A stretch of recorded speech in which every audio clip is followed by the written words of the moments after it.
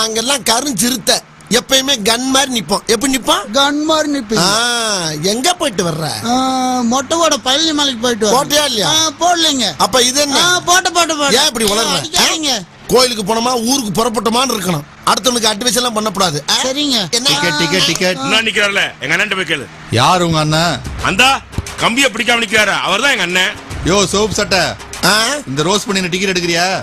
இங்க வந்தா எடுப்போம். ஏன் நீ இங்க வர மாட்டியா? நாங்க எப்பயுமே ரிபல்ஸ்ல போய் பழக்கமே கிடையாது. யோ உங்க அண்ணன் என்ன பஸ்ல என்ன கம்பிய பிடிக்க மாட்டாரோ?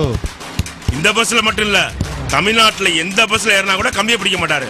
இவ்வளவு ஏன் அரபாடுல ஏறினா கூட ஆணி அடிச்ச மாதிரி நடுவுல நின்று எதையும் பிடிக்காம வருவாரு எங்க அண்ணன். ஓஹோ அப்படியா? இப்ப பாரு.